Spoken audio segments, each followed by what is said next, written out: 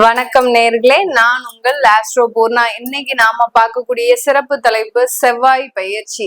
நீச்சமாக இருக்கக்கூடிய செவ்வாய் பகவான் கடக ராசியிலிருந்து சிம்ம ராசிக்கு ஜூன் மாதம் 7ஆம் தேதி பயிற்சி ஆகிறார். இந்த 7ஆம் தேதி பயிற்சி ஆகக்கூடிய அந்த செவ்வாயினுடைய பயிற்சி ஒவ்வொரு ராசி என்பவர்களுக்கும், ஏன்னா நீச்சமாக இருக்கும் போது பலவிதமான பாதிப்புகளையும் கொடுத்திருப்பாரு, பலவிதமான ஒரு உயர்வுகளையும் கொடுத்திருப்பாரு இந்த செவ்வாய் பகவான். இப்போ அந்த நீச்ச இருந்து வெளியில வந்து செவ்வாயினுடைய பயிற்சி ஒவ்வொரு ராசி என்பர்களுக்கும் என்ன மாதிரியான ஒரு பலன்களை கொடுக்க போகுதுன்றதுதான் இந்த பதிவுல பார்க்க போறோம். இந்த சேனல்ல முதன்முறையா பாக்குறீங்கன்னா சப்ஸ்கிரைப் பண்ணிக்கோங்க. பெல் பட்டன்ல ஆல் ஆப்ஷன் சூஸ் பண்ணீங்கன்னா உங்களுக்கு என்னுடைய அடுத்தடுத்த பதிவுகள் நோட்டிபிகேஷனா வந்துட்டு இருக்கும். கன்னி ராசி அன்பர்களுக்கு செவ்வாயாகப்பட்டவர் விரயஸ்தானத்துல பயிற்சியாகி வர்றார். கன்னி ராசி அன்பர்களுக்கு இந்த செவ்வாய் கொஞ்சம் கெடுபலனை கொடுக்கக்கூடிய ஒரு கிரகம் தான்.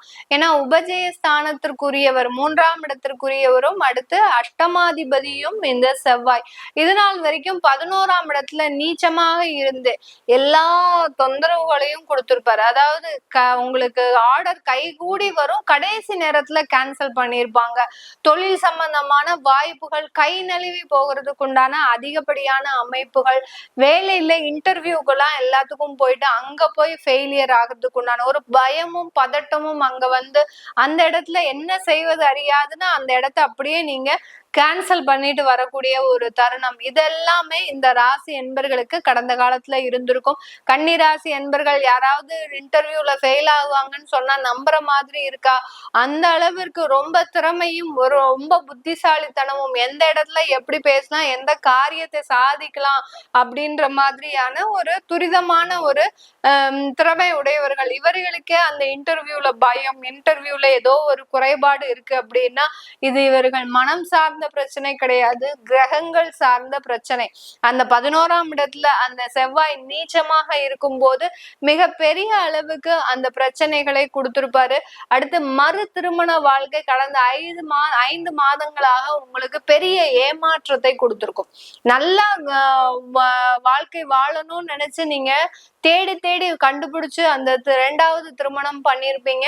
அந்த திருமணத்திலேயே ஒரு தோல்விகள், தேவையில்லாத கருத்து வேறுபாடுகள், இது எல்லாத்தையுமே இந்த கன்னி ராசி அன்பர்களுக்கு கடந்த காலத்துல இந்த செவ்வாய், நீச்ச செவ்வாய் கொடுத்திருப்பாரு. இப்போ இது எல்லாமே நிவர்த்தி ஆகக்கூடிய ஒரு டைமா கேட்டீங்கன்னா அதுல இருந்து கடந்து செல்லக்கூடிய ஒரு நேரமாக தான் இருக்கும்.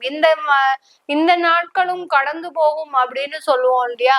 அதே மாதிரிதான் இது 12ஆம் இடம்ன்றது விரயஸ்தானம். அப்படி இருக்கும்போது இந்த இழப்புகளை நீங்க ஏற்றுக்கொள்ளக்கூடிய ஒரு மனப்பக்குவத்திற்கு ஆளாகக்கூடிய ஒரு நேரமாக தான் இருக்க போகுது. ஏன்னா உங்களுடைய செவ்வாயாகப்பட்டவர் 12ஆம் இடத்துல இருந்து உங்களுடைய உபஜயஸ்தானத்தையும் பார்க்கிறார். அப்படி இருக்கும்போது ஒரு இடமாற்றத்தை செஞ்சுக்க போறீங்க. அந்த இடமாற்றம் மூலமாக உங்களுக்கு அதுல இருந்து பழைய பிரச்சனைகள்ல இருந்து நிவர்த்தின்றது அதன் மூலமாக பெறக்கூடிய ஒரு தருணம். இல்ல சில சமயத்துல போல்டா எதிர்த்து பேசி எனக்கு வேண்டவே வேண்டாம், இந்த வாழ்க்கையே வேண்டாம் அப்படின்னு விலகக்கூடிய அளவிற்கு அந்த முடிவுகளை எடுக்கக்கூடிய ஒரு தருணமாக தான் இருக்க போது இந்த ராசி என்பர்களுக்கு. இதுல இளைய சகோதர சகோதரிகள் மூலமாக அதிகப்படியான இழப்புகள், விரயங்களை சந்திக்கக்கூடிய ஒரு நேரம். அவங்களுக்காக நீங்க சில விஷயங்களை செஞ்சிருப்பீங்க, கடன் வாங்கி செஞ்சிருப்பீங்க. இப்போ அவங்க உங்களை டாட்டா பை பை சொல்லிட்டு அவங்க பாட்டுக்கு அவங்க வேலையை பார்த்து போகக்கூடிய ஒரு டைம். என்னடா இது, நம்ம அவங்களுக்காக செஞ்சோம், அவன் பாட்டுக்கு இப்படி போறான், அவங்க பாட்டுக்கு இப்படி போறாங்க அப்படின்னு ஒரு மன உளைச்சல். இது எல்லாத்தையுமே நீங்க இப்போ என்ன பண்ண போறீங்க? நல்லா அதையும் கடந்து செல்லக்கூடிய, எவ்வளவோ சந்திச்சிட்டோம், இது என்ன பெரிய விஷயமா அப்படின்னு நினைக்கக்கூடிய அளவிற்கு இந்த ராசி என்பர்கள் அந்த இளைய சகோதர சகோதரிகள் மூலமாக அதிகப்படியான விரயங்களை செய்யறதுக்கு உண்டான ஒரு நேரம். இந்த 60 நாட்கள்ல அவங்களுக்கு ஏதாவது செய்யணும் அப்படின்னு நீங்க ஒரு முடிவு எடுத்திருக்கிறீங்கன்னா கொஞ்சம் போஸ்ட்போன் பண்ணிக்கோங்க. போஸ்ட்போன் பண்ணிட்டீங்க அப்படின்னா 60 நாள் கழிச்சு செய்யும் போது அது பெரிய இழப்புகளை உங்களுக்கு கொடுக்காது. இப்ப இவர்கள் வெளிநாடு செல்வதற்காக நீங்க தான் அந்த குடும்பத்துல ஒரு பெரும் முயற்சி எடுத்து சில விஷயங்கள்லாம் முன்னேற்பாடா செய்யணும் அப்படின்ற பட்சத்துல 60 நாள் கழிச்சு செய்யுங்க. அதற்குண்டான ஒரு நடவடிக்கைகள் நல்ல ஒரு மாற்றத்தை கொடுக்கும். இல்ல மேடம், எனக்கு இந்த 60 நாளுக்குள்ள அவங்க காலக்கெடு கொடுத்துருக்குறாங்க, இந்த நாளுக்குள்ள நாங்க செய்யணும், இது எங்களுக்கு பெரிய ஏமாற்றத்தை கொடுக்குமா அப்படின்னா கண்டிப்பா அது ஒரு ஏமாற்றத்தை தான் கொடுக்கும். உங்களுடைய பணங்கள் கொஞ்சம் விரயமாகறதுக்கு உண்டான ஒரு நேரமாக இருக்கும். இளைய சகோதர சகோதரிகள்னால உங்களுக்கு பெரிய அளவுக்கு லாபங்கள்ன்றது இந்த காலகட்டத்துல கிடையாது.